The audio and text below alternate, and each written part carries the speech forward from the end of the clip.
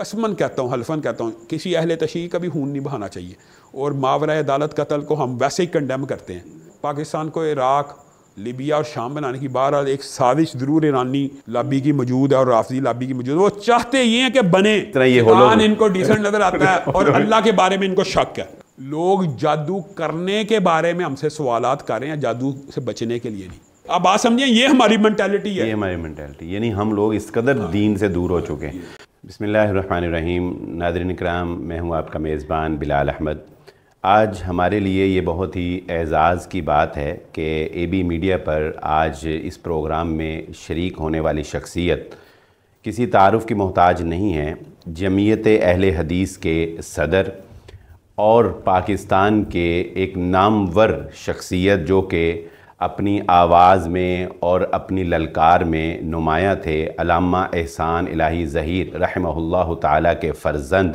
دنیاوی اعتبار سے بھی آپ کئی ڈگریوں کے حامل ہیں، ایڈوکیٹ ہیں، اور اس کے ساتھ ساتھ دینی اعتبار سے بھی ایک ایسی ڈگری آپ کے پاس ہے کہ جس پر ہر مسلمان فخر کرتا ہے۔ آپ فاضل مدینہ یونیورسٹی ہیں۔ میری مراد جناب علامہ ہشام الہی ظہیر صاحب ہے۔ بہت شکریہ علامہ صاحب آپ کی تشریف آوری کا۔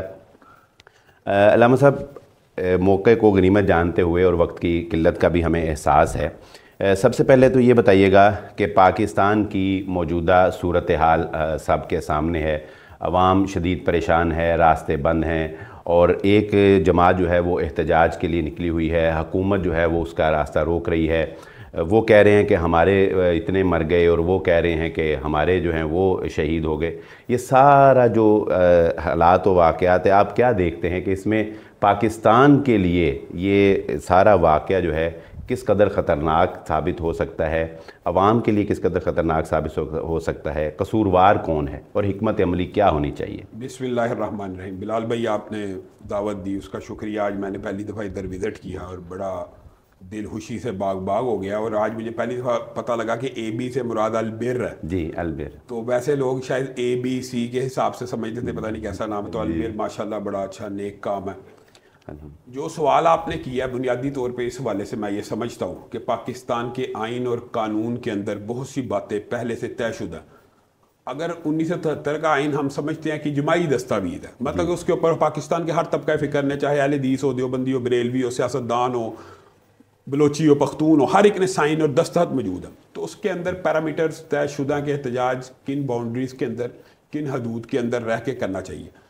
ایک بات بہرحال واضح ہے کہ اگر ملک جمہوری ہے تو جمہوری ملک میں احتجاج کا حق حاصل ہے، لیکن کیا جمہوری ملک میں وائلنس کا حق، جتھا اور گروہ بندی کا اور حملہ کرنے کا حق بھی حاصل ہے؟ میں آڈینس سے اور آپ سے پوچھتا ہوں، تحریک انصاف بالفرض پارلیمنٹ ہاؤس پہ قبضہ کر لیتی ہے، بالفرض ڈی چوک پہ قبضہ کر لیتی ہے، سپریم کورٹ پہ قبضہ کر لیتی ہے، ایٹ دی اینڈ کیا ہوگا؟ قبضہ ہو گیا، اب کیا ہوگا؟ کیا ریاست سے لڑ لے گی؟ ریاست کے اوپر لشکر کشی کرنا؟ آپ مجھے بتائیں، کیا اس قسم کا احتجاج یہ جمعیت اہل حدیث پاکستان کو کرنے دیں گے؟ کیا کسی مولوی کو کرنے کی اجازت ہے اس قسم کا احتجاج؟ اگر مولوی کو، تو جب احتجاج کیا جاتا ہے ایمبولینسوں کے ہم رستے بھی چھوڑتے ہیں، اور ہم سے یہ بھی مطالبہ ہوتا ہے کہ ایک گملہ بھی نہ مولانا فضل الرحمان صاحب کے احتجاج تو پھر اب ان کے احتجاج میں درختوں کو آگ لگائی جا رہی ہے کہ یہ آنسو گیس کی جو شیلنگ ہے اس کو کم کیا جا رہا ہے، عمارتوں کو جلایا جا رہا ہے، گاڑیوں کو جلایا جا رہا ہے، اور سب سے بڑی دکھ کی بات یہ ہے کہ اس حالیہ احتجاج کے اندر رینجرز کے جو اہلکار ہیں، سی سی ٹی وی فوٹیج آ گئی ہے، ان کے اوپر گاڑی چڑھا دی گئی ہے۔ یہ کیا ہے؟ یہ کیا ہو رہا ہے ملک کے اندر؟ میں کہتا ہوں کہ یہ فاشزم ہے، اور یہ جو فاشزم 9 مئی سے اس کی ابتدا ہوئی تھی، سوچ اس سے بھی پرانی ہے، تو 9 مئی کو یہ دوبارہ دہرانا چاہتے ہیں۔ لیکن میرے کہنے کا یہ مطلب نہیں کہ احتجاج کا حق نہیں ہے، سیاسی پارٹی کو احتجاج کا حق ہونا چاہیے، جس طرح مجھے بھی ہے، آپ کو بھی ہے، اور پرامن کی بھی ایک پیرامیٹر ہوتا ہے۔ یہ دیکھیں، پی ٹی آئی کے لیے بھی سب سے بہترین آپشن یہ تھا کہ وہ ایک بڑے پنڈال کو ایکوائر کرتی، اس کے اندر اپنی نمبرز کو اصل میں تو نمبر شو کرنے ہوتے ہیں نا، میں 1 لاکھ بندہ لے، اور جو پرامن احتجاج ہوتا ہے بلال بھائی، اس کے اندر عوام کی موومنٹ، عوام کو لے کے آنا آسان ہوتا ہے۔ جب لیٹیگیشن چل رہی ہو تو پولیس نے بھی رستے روکنے ہیں، آپ کی ایک تو عوام وہاں پہ اتنی پہنچتی نہیں، اور پھر آپ کی کریڈیبلٹی مجروح ہوتی ہے، جی آپ نے تو 1 لاکھ کا وعدہ کیا ہے، 10,000 نہیں پہنچے، تو یہ تو صرف گھاٹے کا اور نقصان کا سودا جو پی ٹی آئی مسلسل اپنے پاؤں کے اوپر کلاڑی مارتی چلی جا رہی ہے۔ میں لیکن اس بات کو بھی کہنا چاہتا ہوں کہ پی ٹی آئی کا جو نوجوان یا بندہ اگر شہید ہوا ہے یا فوت ہوا ہے وہ بھی پاکستانی ہے اور ہمیں اس کی جان کے کا بھی افسوس ہے. لیکن جو آرمی کے، رینجرز کے اور پولیس کے بھی شہید ہوئے ہیں وہ بھی پاکستانی ہیں، وہ کون سے غیر ملکی ہیں؟ بالکل. تو یہ جو ایک تمسخر کی فضا ایک خاص طبقہ فکر سے معاشرے میں، دیکھیں آپ کو یاد ہوگا مولانا صلاح الدین کی پگڑی گری تو انہوں نے مذاق اڑایا، مشاہد اللہ خان کا مذاق اڑایا، کلثوم نواز کی میت کا مذاق اڑایا. تو مذاق اڑانے کا ایک جو کلچر ہے نا، وہ آج دیکھیں مکافات عمل کیسی چیز ہے، ٹٹ فور ٹیٹ ہے نا. آج اگر آپ بتائیں، میرا اور آپ کا ضمیر گوارا نہیں کر رہا کہ ہم پی ٹی آئی کے لاشوں کا مذاق اڑائیں. بالکل نہیں، بالکل. لیکن انہوں نے لاشوں کا مذاق اڑایا اور انہوں نے فضل الرحمان کے نام رکھے، انہوں نے سعد رضوی کے دھرنے کے اوپر جو مرے ان کے نام رکھے، انہوں نے جو بھی مذہبی جماعتوں کے احتجاج تھے ان کے نام رکھے اور ان کو زہریلے ناموں سے منسوب کر کے ان کی میتوں کے اوپر ہنسی اور تمسخر کا ایک ماحول کریٹ کیا. جبکہ ہم آج بھی یہ چاہتے ہیں کہ پی ٹی آئی کی میت کے اوپر تمسخر نہ اڑایا جائے ان کو، اور وہ بھی پاکستانی ہیں. اور یہ جو افراتفری کی سیاست اگرچہ انہوں نے ابتدا کی ہے 9 مئی کے سانحے کے اوپر، تو آپ کو پتا پاکستان میں کراس دا بارڈر یہ بات واضح تھی کہ جس نے کسی بھی آرمی ہاؤس کے اوپر، کسی بھی سرکاری عمارت کے اوپر حملہ کیا ہے اس کو قرار باقی سزا دی جائے. تو یہاں پہ بھی ہمارا وہی موقف ہے، اگر پولیس کے اوپر، رینجرز کے اوپر آپ نے حملہ کیا ہے، دھاوا بولا ہے، آپ کو سزا ملنی چاہیے. قانون بھی یہی کہتا ہے، قانون بھی یہی کہتا ہے. اور جو احتجاج کے پیرامیٹر ہیں، میرا تو حکومت سے یہ مطالبہ ہے، اگر لشکر کشی اور جتھے بازی اور گروہ بندی سے آپ نے لوگوں کی باتیں ماننی ہے تو ہمیں بھی فری ہینڈ دے دیں. میں بھی 10 لاکھ بندہ لے کے اسلام آباد آ جاتا ہوں، پھر میرا بھی حصہ بقدر جسہ ہونا چاہیے ریاست میں. تو ریاست اس بات کی متحمل نہیں ہوتی، نہ اسٹیٹ کے ساتھ لڑنا چاہیے. بالکل. بہت شکریہ علامہ صاحب. اچھا، دوسرا ایک بہت بڑا سانحہ ہی اس کو کہا جائے گا کہ ویسے تو عرصہ دراز سے پاکستان میں فرقہ وارانہ فسادات کی کوشش کی جا رہی ہے. میں اس حوالے سے بہرحال پاکستانیوں کو اپریشیٹ کرتا ہوں، آپ میری بات کی تائید کریں گے کہ پاکستانیوں نے بہت تحمل کا مظاہرہ کیا، بہت ہی بردباری سے ہر دفعہ معاملات کو، چاہے وہ راولپنڈی والا معاملہ ہو یا کوئی، بہت ہی تحمل کا مظاہرہ کرتے ہوئے ہمارے بڑے علماء نے ہر تمام مکاتب فکر کے ابھی تک پاکستان میں شام جیسی، عراق جیسی، یمن جیسی صورتحال نہیں ہونے دی. لیکن پارا چنار کے اندر جو صورتحال آپ دیکھ رہے ہیں، آپ کیا سمجھتے ہیں کہ کیا یہ فسادات کو پھیلانے کی کوشش ہوگی یا یہ سانحہ جو ہے عوام اور ہمارے جو لیڈر ہیں اس کو کس طرح سے ہینڈل کریں گے؟ بلال بھائی، آپ نے یہ جو سوال کیا اس کا سب سے بڑا وکٹم تو آپ کے سامنے بیٹھا ہوا. پاکستان میں فرقہ وارانہ فسادات کی ابتدا علامہ احسان علی رشید کے بم بلاسٹ سے ہوئی، وہ بھی ریموٹ کنٹرول، اتنا ہائی ٹیکنالوجی. لیکن آپ نے جو اگلی بات کی کہ پاکستانیوں نے بڑی بردباری اور تحمل کا مظاہرہ کرتے ہوئے پاکستان کو ابھی لیبیا، شام، عراق کی صورت میں کنورٹ نہیں ہونے دیا، یہ پاکستانیوں کو راجع تحسین ہے. لیکن میرا مقتدر حلقوں سے اور اداروں سے آپ کی وساطت سے یہ سوال ہے کہ پاکستان کے اندر ایک اونٹ کی ٹانگ کاٹ دی جائے تو اس کے اوپر پورے ملک کا میڈیا متحرک ہو جاتا ہے، اور ایک عالم دین کی گردن کو کاٹ کے ایک فوجی چوکی پہ رکھ دیا جائے اور کسی کا ضمیر حرکت میں نہیں آتا. آپ ملک کو پھر شام، لیبیا بنانا چاہتے ہیں؟ کیا آپ عوام کو ٹیسٹ کر رہے ہیں؟ میں آپ کو ایک بات بتاؤں، یہ جو سانحہ ہوا نا، یہ تو عمران خان کے دھرنے کی وجہ سے اس سے مذہبی جماعتیں خاموش ہیں اور ملک کے اندر افراتفری کا ماحول ہے. لیکن جس قدر ظلم، جس قدر بربریت پارا چنار اور کرم ایجنسی میں بپا کر دی گئی ہے، اور میں اب ڈکی چھپی بات نہیں کرتا، حکومت کو پتہ نہیں کہ یہ زینبیون بریگیڈ کے نوجوان ہیں جو اہل سنت کے بچوں کو ذبح کر رہے ہیں اور بچیوں کو، اس عالم دین کی جو اطلاعات ہیں، میں تو اطلاع کی بنیاد کے اوپر کر رہا ہوں، اس عالم دین کی بچی جو ڈاکٹر ہے وہ ابھی تک ان کے قید میں ہے، ان کے بچوں کو زندہ جلایا جا رہا ہے. آگے سے یہ جواب دیں گے کہ تو ان کے ساتھ کیا جا رہا ہے، وہ بھی بربریت ہے. اگر کسی کلمہ گو مسلمان کے اوپر اہل تشیع کیوں نہ ہو، اس کے اوپر اگر کوئی آگ پھینک رہا ہے، وہ بھی ظلم اور بربریت ہے. لیکن کیا آپ کو وہ کوڑے والی ویڈیو بھول گئی ہے؟ طالبان جعلی ویڈیو، ایک ویڈیو کے اوپر پورے آپریشن کو بپا کر دیا گیا. یہاں پہ ایک گردن کاٹ دی گئی ہے. اور آپ پہلے بات کرتے تھے کہ یہ جی ایسے ظالم ہیں، دیوبندیوں کے بارے میں یہ باتیں مشہور تھی کہ یہ فوجیوں کے سروں کو فٹ بال بنا کے کھیلتے ہیں، وہ ساری جھوٹی باتیں بعد میں ثابت ہوا. یہ سر اعلانیہ بچے ویڈیوز بنا رہے ہیں، سوشل میڈیا کے اوپر موجود ہے.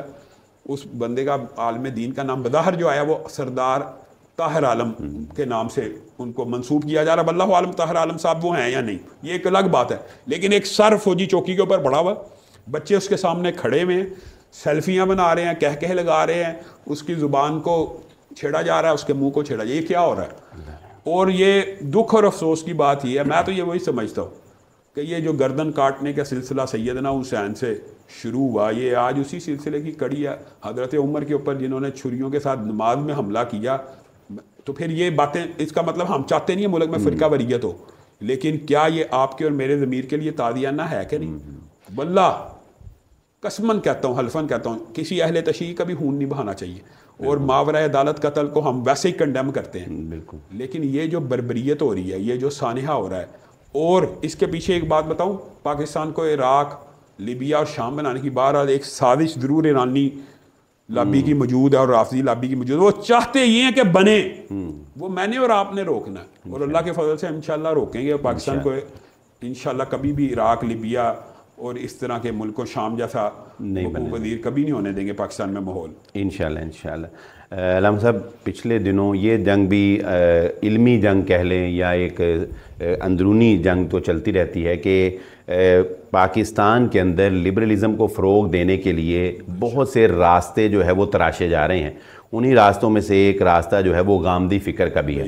پچھلے دنوں آپ نے دیکھا ہوگا کہ ان کے غامدی صاحب کے ہی جانشین جو ہیں، انہوں نے ایک بیان میں بڑے ہی ببانگ دوہل یہ کہہ دیا کہ حدیث تو دین ہے ہی نہیں ہے، حدیث دین کا ماخوذ ہی نہیں، ماخذ ہی نہیں ہے، وہ تو بس بعد میں کسی نے جو جس طرح کوئی سمجھا اور بات بوت کر دی ہے۔ تو آپ کیا سمجھتے ہیں کہ یہ بھی ایک نیا فتنہ کو ہوا نہیں دی جائے؟ میں سمجھتا ہوں فتنہ کہ یہ بذات خود بہت بڑا، الہاد سے بڑا فتنہ ہے۔ انکار حدیث کا جو فتنہ وہ الہاد کی جڑ نہیں ہے، الہاد سے بڑا فتنہ۔ کیوں؟ دین کی پوری بنیاد حدیث کے اوپر ہے۔ بالکل، اس کی ایک عام فہم عوام کو سمجھانے کے لیے بات ہے کہ رسول اللہ صلی اللہ علیہ وسلم وہ واحد سورس ہے میرے اور آپ کے لیے جو ہمیں بتا سکتے ہیں کہ یہ قرآن پاک ہے۔ سبحان اللہ۔ رسول اللہ کی حدیث کے بغیر کوئی بندہ دعویٰ کرے کہ میں قرآن پاک کے اوپر ایمان لے کے آتا ہوں تو لے کے آ نہیں سکتا، قرآن اس پہ نازل نہیں ہوا۔ رسول اللہ نے جس کو کہنا ہے قرآن ہے، قرآن بھی ہم نے اسی کو قرآن مانگنا ہے جس کو رسول اللہ صلی اللہ علیہ وسلم نے کہنا ہے۔ تو دین کا ماخوذ ہی نہیں حدیث، تو آپ قرآن کیسے ثابت کر سکتے ہیں؟ حسن الیاس صاحب، میں نے اس موضوع کے اوپر پورا ویسے 2-3 خطبات بھی دیے ہیں، اور مجھے بڑا دکھ ہے۔ آپ کو میں ایک بات بتاؤں، یہ الہاد اور انکار حدیث کا فتنہ بڑھتا بڑھتا یہاں تک آ چکا ہے کہ ابھی لاہور کے اندر گزشتہ دنوں ہم نے ایک پورا گروہ پکڑا، اور ہم نے پہلے صرف سنا تھا اچھا، کہ جو انکار حدیث کرتا ہے، انکار قرآن، الہاد کی سٹیجز ہے نا، ابتدا انکار حدیث ہے، حدیث کا ہی منکر ملحد ہوگا، حدیث کا ہی منکر قرآن کا منکر بنتا ہے، یہ بات بھی یاد رکھیں۔ جب سورس ہی مشکوک کر دی، دیکھیں اس نے تو واضح کہہ دیا، اور پھر یہ اسے حسن الیاس نے نہیں کہا، غامدی صاحب نے بھی ایک دور میں یہ دعویٰ کیا ہوا ہے کہ غار حرا کا پورا واقعہ ایک افسانہ ہے۔ غار حرا یعنی پہلی وحی کو ہی مشکوک کر دینا۔ اس کا نتیجہ سنیں، مختلف اداروں کے ساتھ ہمارا رابطہ ہوتا ہے، انہوں نے ہمیں کہا کہ یہ اس طرح کے کچھ گروہ کام کرے، واللہ یقین نہیں آیا کہ یہ پاسبل ہے پاکستان کے اندر۔ ان کا منکرین حدیث کے یہ گروہ ہیں جو پھر توہین قرآن کرتے ہیں، توہین رسالت کرتے ہیں، توہین رسالت، اور انہوں نے ہمیں ویڈیوز بھی دکھائی، میں تو دھنگ رہ گیا۔ پچھلے دنوں جب ہمیں یہ خبر ہوئی اپنے جماعت کے لڑکوں کو، انہوں نے پورا ایک گروہ پکڑا، اور آپ کو میں بتا بھی نہیں سکتا کہ وہ کس قسم کا عمل کر رہے تھے قرآن کے ساتھ، رسول اللہ صلی اللہ علیہ وسلم کی تصاویر بنا کے۔ یہ پاکستان ہے، پاکستان کے اندر جو کارٹونوں کا ہم رونا روتے تھے باہر کے ممالک میں، یہ وہی تو علامہ صاحب جو شیطان کی عبادت کے لیے بھی وہی گروہ۔ اب دیکھیں، یعنی حدیث کا تو انکار کرنا ہے اور شیطان پہ ایمان لے کے آنا۔ غامدی صاحب کی بھی عقل کے اوپر کیسا پردہ ہے کہ حدیث کا انکار کرتے ہیں لیکن تاریخ کے اوپر ایمان لے کے آتے ہیں۔ ان سے آپ سوال کریں نا کہ قرآن پاک میں اللہ رب العزت نے ان عدت الشہور عند اللہ 12 شہرا فی کتاب اللہ، اگر کتاب اللہ سے مراد صرف قرآن ہے تو 12 مہینے قرآن پاک سے دکھا دیں، منہا اربعۃ حرم، 4 مہینے قرآن پاک میں سے دکھائیں نا۔ غامدی صاحب کتاب اللہ کی ٹرانسلیشن صرف قرآن کرتے ہیں۔ اہل حدیث اور دیوبندی اور اہل سنت کا یہ اسکول آف تھاٹ ہے کہ کتاب اللہ میں قرآن بھی شامل ہے اور حدیث بھی۔ وہ قرآن سے آگے پتہ کیا جواب دیتے ہیں کہ وہ 12 مہینے قرآن میں تو نہیں ہے لیکن تاریخ سے مل جائیں گے۔ آپ مجھے بتائیں کہ حدیث کا انکار ہے اور تاریخ کے اوپر ایمان ہے، تاریخ اس سے معتبر ہوگی۔ اندازہ کریں، یہ بہت بڑا فتنہ ہے، اور عوام کو، اور میں آپ کو بھی کہتا ہوں کہ آپ کو یہ جو اے بی میڈیا اس حوالے سے 1 نہیں 2 نہیں متعدد پروگرام کرنے چاہیے کہ انکار حدیث کا جو فتنہ ہے اس کو کیسے آپ نے عوام کو نا گسی پٹی انہوں نے سوچ دی ہوئی ہے، حدیثیں 200 سال بعد لکھی گئی، حدیث ایسے۔ بھائی جو سورس ہے قرآن پاک کا وہی سورس ہے حدیث کا۔ کوئی 19-20 کا ایک فرق بتا دے، کوئی ایک فرق بتا دے، کوئی فرق موجود نہیں ہے۔ قرآن اور حدیث کا سورس ایک ہے، ایک ہی طریقہ ہے دونوں کی حفاظت کا. اور بالفرض مجھے ایک بات بتائیں, اللہ تعالیٰ نے قرآن پاک میں مجھے اور آپ کو کیا رسول اللہ کی پیروی کرنی ہے, تو رسول اللہ کی پیروی محفوظ نہیں تو ہمیں اللہ کیا کہہ رہا ہے؟ کیسے یعنی عجیب ان کا بالکل ہی عجیب و غریب فلسفہ ہے. اور ان سے آپ سوال کریں, آپ ان میں سے کسی بندے کو سامنے بٹھا دیں, آپ اس کو کہیں گے نا حرمت علیکم المیتۃ, مردار حرام ہے, تو آپ مچھلی کیوں کھاتے ہیں؟ تو آگے سے نا اب انہوں نے ایک نئی بات گاڑ لی ہے. میں آپ کو یہ ایکچوئل واقعہ بتاؤں, مچھلی کو نکالے مردار ہے, مردار قرآن میں حرام ہے, آپ کیوں کھاتے ہیں؟ کہتے ہیں اب ہم ذبح کر لیتے ہیں. اب آپ ان کی عقل کے اوپر پردہ ہے, بندہ ان کے ساتھ, یہ تو بالکل غیر فطری سی غیر شعوری سی باتیں ہیں, یہ بالکل عقل منطق لاجک کے ہر طرح خلاف. اور ویسے جو بندہ حدیث کو دین کا ماخوذ نہیں سمجھتا, میں نہیں فتویٰ دیتا, آپ ائمہ دین سے اس کے بارے میں فتویٰ لے لیں کہ کیا وہ مسلمان بھی ہے کہ بالکل بالکل, یہ بہت خطرناک ہے. اچھا علامہ صاحب, میڈیا سے آپ کا ماشاءاللہ ایک بڑا گہری وابستگی ہے. یہ جو میڈیا میں بھی آپ کیا سمجھتے ہیں کہ پچھلے دنوں اس طرح کی باتوں کو پروموٹ نہیں کیا جا رہا, کہ جس میں وہ خاتون کا بھی آپ نے انٹرویو دیکھا ہوگا کہ جس میں وہ کہہ رہی ہے کہ شیطان کی عبادت کی طرف وہ ابھار رہی ہے کہ تم نے اللہ کو اتنی دیر پرستش کر کے دیکھ لیا, تمہیں کچھ نہیں ملا, تو شیطان کہتا ہے کہ اب میری بات کر کے دیکھو. اور اس نے کہا کہ جو شیطان کا تصور ہے کہ سینگ نکلیں اور بڑا خوفناک سا, وہ کہتی ہے یہ غلط تصور ہے, وہ بڑا ایلیگنٹ سا ہے, بڑا ڈیسنٹ سا ہے, یعنی بڑا وہ یہ کہہ رہا ہے. پھر اس طرح یہ شیطان ان کو ڈیسنٹ نظر آتا ہے اور اللہ کے بارے میں ان کو شک ہے, اللہ کے بارے میں شک. میڈیا کا بھی اس بارے میں کافی, میں کہتا ہوں یہ جو میڈیا ہے, پھر ہم بھی میڈیا کے اوپر بیٹھے ہیں, میڈیا کا اچھا برا استعمال ہے, لیکن میں آپ کو ایک بات فیکٹ بتاتا ہوں کہ جو شیطان کی پرستش کرنے والی لابیاں پاکستان تک رسائی حاصل کر چکی ہیں. بالکل, یہ خطرناک اصل بات ہے. آپ مجھے ایک بات بتائیں, قرآن پاک کی جو بندہ توہین کر رہا ہے, بالکل وہ کس وہ ایکچوئل توہین جو کر رہا ہے, میں آپ کو ایک بات بتاتا ہوں. یہ لوگوں کو کئی دفعہ, میں نے ایک ٹی وی پروگرام کیا, آپ کو میں اپنا واقعہ بتاتا ہوں. اس میں میرے سے سما ٹی وی پہ اینکر نے پوچھ لیا کہ جادوگر بندہ بنتا کیسے ہے. میں کہا یار میں لوگوں کو جادوگر بنانے تو نہیں آیا, میں تو بچانے آیا ہوں. لیکن اس نے پوچھ ہی گیا. میں نے اس کو کہا یہ 7 طریقے ہوتے ہیں معروف, جو 7 طریقے ہیں. اور ہماری بچپن میں نا بلال بھائی, جب میں حفظ کرنے جاتا تھا نا لسوڑی والی مسجد میں, تو اسٹیشن پہ نا جادو کے طریقے کتابیں بکا کرتی تھی. میں آپ کو یہ فیکٹ بتا رہا ہوں, یعنی جادو کرنے کے طریقے. تو میں نے بہرحال اس کو کافی کہا کہ نہ کرو, وہ کہتا نہیں آپ بتائیں. میں نے کہا یار ایک طریقہ یہ ہوتا ہے کہ قرآن پاک کی ایسے بے حرمتی کی جائے, ایک طریقہ یہ ہوتا ہے محرم رشتہ دار کے ساتھ برائی کی جائے, ایک طریقہ یہ ہوتا ہے نومولود بچہ ہو اس کو ذبح کر کے اس پہ غسل کیا. مطلب وہ بندے کا بعد میں مجھے کال آ گئی کہ علامہ صاحب آپ ٹھیک کہتے تھے, لوگ جادو کرنے کے بارے میں ہم سے سوالات کر رہے ہیں, جادو سے بچنے کے لیے نہیں. یہ ہماری سائیکالوجی ہے. میں نے اس میں یہ کہہ دیا کہ جو انسان کے ساتھ قرین ہوتا ہے وہ ان سے ہم کلام ہو جاتا ہے جب انسان یہ 7 عمل کرے. تو لوگوں نے وہ عمل پوچھنے کے لیے رابطے کرنا شروع کر دیا. اب اندازہ یہ بجائے یہ, اب بات سمجھیں, یہ ہماری مینٹیلٹی ہے, یہ ہماری مینٹیلٹی, یعنی ہم لوگ اس قدر دین سے دور ہو چکے ہیں.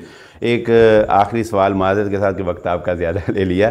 اہل حدیث مسلک پہ ہمیشہ یہ چھاپ رہی ہے کہ ہماری سعودی عرب کے ساتھ ایک خاص وابستگی ہے اور ہم وہاں ان کا دفاع جو ہے وہ کرتے ہیں. پچھلے دنوں بشرا بی بی نے سعودی عرب کے بارے میں جو باتیں کہی ہیں, آپ اس بارے میں کیا کہتے ہیں؟ بلال بھائی, اس کے اوپر اہل حدیث کو فخر ہونا چاہیے کہ ہم ایک ایسی ریاست کا دفاع کر رہے ہیں جو توحید کے اوپر قائم ہے اور جس نے شرک و بدعت کا اپنی ریاست سے خاتمہ کیا. جہاں تک بشرا بی بی کی انٹرویو کا تعلق ہے, وہ نہایت لغو ہے, نہایت نامناسب ہے. اس کی وجہ سن لیں, میں لاجیکلی ایک بات کرتا ہوں. اس نے کہا کہ عمران خان چونکہ ننگے پاؤں مدینہ گیا تھا تو سعودیوں نے کہا یہ تو ہم شریعت کو ختم کر رہے ہیں, تو یہ تم کیسا شرعی بندہ لے آیا. مجھے ایک بات ایمانداری سے بتائیں, آپ بھی اہل حدیث اسکول آف تھاٹ کو جانتے ہیں, میں بھی جانتا ہوں, کیا سعودی ننگے پاؤں پھرنے کو شریعت سمجھتے ہیں؟ نہیں, بالکل نہیں. جہالت تو سمجھ سکتے ہیں. اب یہ اس سے بڑا کھلا ننگا چٹا جھوٹ کیا ہو. بالکل صحیح بات کہ وہ کہہ رہی ہے کہ ننگے پاؤں پھرنے کو انہوں نے کہا یہ شریعت کیوں نافذ کرنے والا بندہ. بھائی آپ نے تو پھر سعودیوں کو سمجھا ہی نہیں, وہ تو ننگے پاؤں پھرنے کو بلکہ ان کے بارے میں تو لوگ یہ کہتے ہیں کہ وہ قرآن مجید نیچے رکھ کے تو سو جاتے ہیں. یہ بھی چھوڑے, مسجد النبی کے اندر جوتیاں لے کے آ جاتے ہیں, یا پچھلے دنوں ان کے اوپر یہ پروپیگنڈا تھا کہ گاڑیاں جناب لے کے آ گئے. ان کے بارے میں یہ سمجھتا ہوں یہ ایرانی میڈیا کا, ایرانی لابی کا پروپیگنڈا, اور بشرا بی بی نے ایک خاص طبقہ فکر کو ٹارگٹ کر کے عمدن یہ انٹرویو دیا ہے میں یہ سچے دل سے سمجھتا ہوں کہ ایرانی لابی نے عمران خان کا بیڑا گرک کیا، اور ایرانی لابی ہی کی وجہ سے سعودیوں سے دور ہوئے. یہ شریعت کا مسئلہ نہیں ہے یا ننگے پاؤں کرنے کی وجہ سے سعودیوں سے دور نہیں ہوئے. اگر یہ اپنے آپ کو دیکھیں، کیا احسان کا بدلہ احسان کے علاوہ کچھ ہوتا ہے؟ بالکل. جب پاکستان کے اوپر مشکل ہے سعودیہ ساتھ دے، جب پاکستان کرائسس کا شکار ہو سعودیہ ساتھ دے، جب آپ کو پیسے کی ضرورت ہو سعودیہ ساتھ دے. ایران آپ کے اوپر میزائل حملہ کر دے، پھر بھی آپ ایران کے گیت گائیں اور سعودیوں کے خلاف نفرت. یہ وفاداری نہیں، یہ وفاداری. چلو یار کوئی ایک مروت کا ایک مروت، کوئی ضرب کے بھی کچھ تقاضے. بہت شکریہ علامہ صاحب. ناظرین اکرام، وقت تو ہم نے 10 منٹ کا کہا تھا، لیکن علامہ صاحب سے ہم نے وقت زیادہ لے لیا. بہت سی حالات حاضرہ کے مطابق علامہ صاحب نے اپنا پوائنٹ آف ویو، اپنا موقف بڑی دلیری کے ساتھ جو ہے وہ بیان کر دیا ہے.